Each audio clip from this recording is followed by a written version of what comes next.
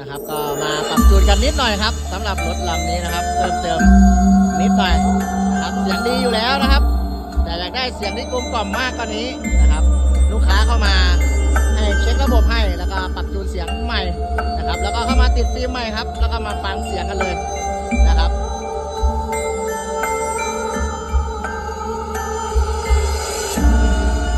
โอตวะโอชนังอุตตมะลาภังไมหังสัพพสิทธิหิตังโหตุแม่โพสุแม่นกดาราแม่จันเทวีสีสุภาได้เลี้ยงลูกมาให้ใหญ่กล้าเพียงนี้ลูกขอบวงสรวงด้วยพวงมาลีลูกเขียนอักขีตามมีบูชาลูกขอเทิดทูนเหนือเสียงกล่าวอันเชิ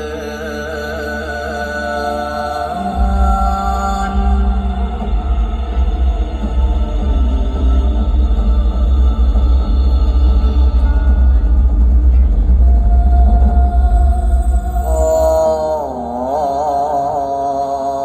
ฟ้าแล้วแนวล้วนบรบวนครบถ้วนดีดาโขกแต่งแปลงมาดวงพระกา